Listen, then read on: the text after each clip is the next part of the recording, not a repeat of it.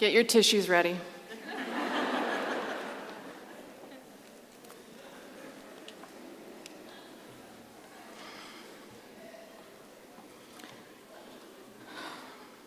A few things are astoundingly evident to me right now.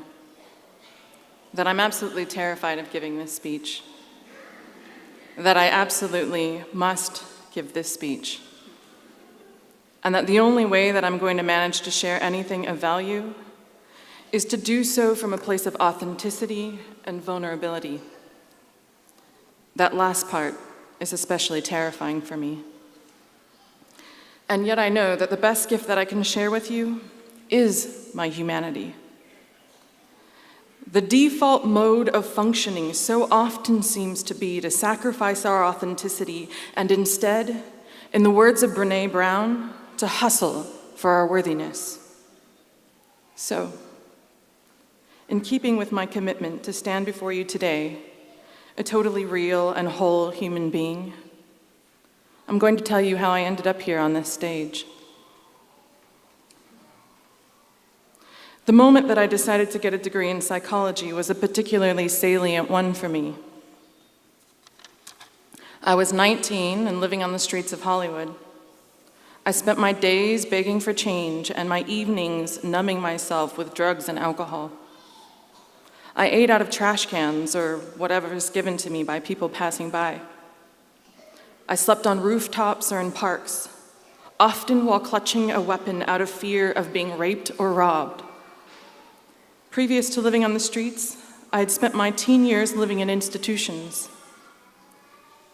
primarily because my mother was a heroin addict that was intensely neglectful, and my father was absent. My life in institutions wasn't exactly the step out of trauma that it was intended to be. While institutionalized, I was subjected to institutional trauma. I was forced to take medication which often impaired my ability to know where I was or to know who I was.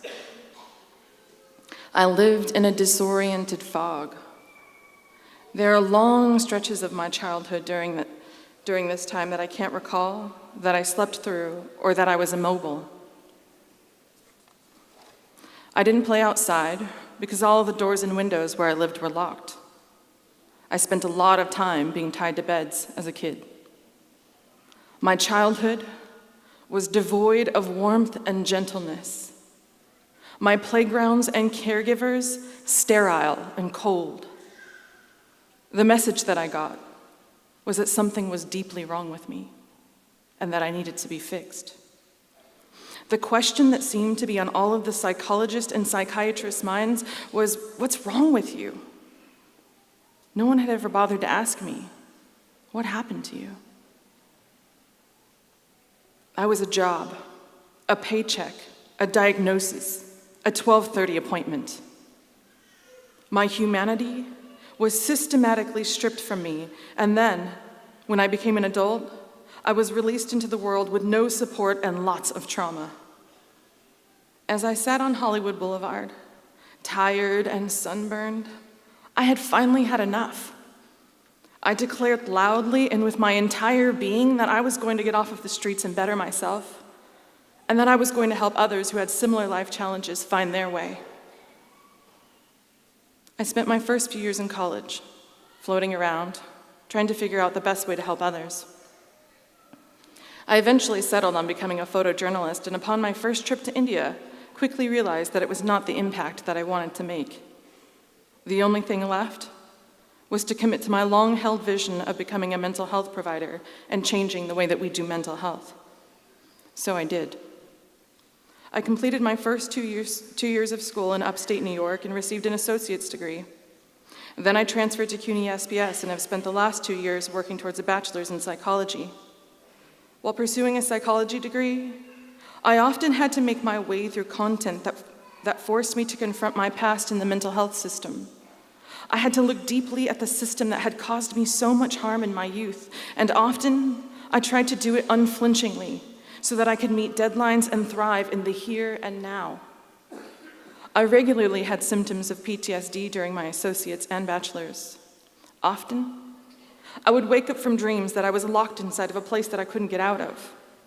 I would tense up when watching documentaries about the Stanford prison experiment or other such films, feeling short of breath, shaking, and wanting to run out of the room. I quickly became angry when discussions of pathology arose and disheartened at how quickly my classmates were to see an individual as a diagnosis rather than a human being. I brought my trauma into the psychology program and now often felt like quitting due to the heavy burden of swimming through a past while struggling through the present. Because of the scope and aim of CUNY SPS to provide educational opportunities to adult learners, I got to present my authentic self, the self with a history.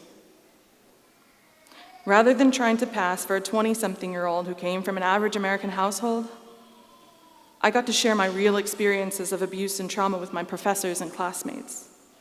I wasn't expected to split off from myself. I shared my struggles and the wisdom that came from being a single mother and a survivor. I believe that to some degree, my professors, classmates, and myself have touched into our shared humanity and have become more real human beings as a result. I am entirely grateful to CUNY SPS for giving me the room to show up as myself, a whole and perfectly imperfect being.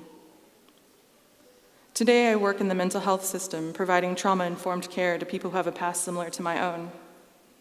I'm also the founder of Awakening of a Woman, a resilience coaching program that enables women to rebuild their lives after adversity.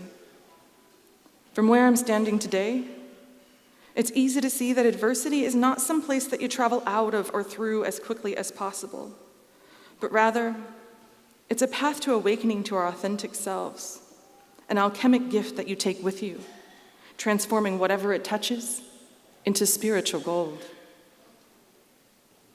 Like many of you, I have something of a blueprint for the future. But in all honesty, I know the future is uncertain. I know that anything can happen at any moment, that we create a framework for our lives, but that our framework is always shifting, often in ways that we could have never expected. Any one of us could receive a cancer diagnosis or have a tweet that goes viral. We could get hit by a bus or land the job of our dreams. What is absolutely certain to me is that life is brief. Too brief not to commit to spending every moment of it living wholeheartedly. Too brief to hide or pretend. Too brief to disavow our sacred life experiences, both past and, most importantly, in the present. Wherever you end up, show up whole and embodied, authentic and ready to own your story and yourself.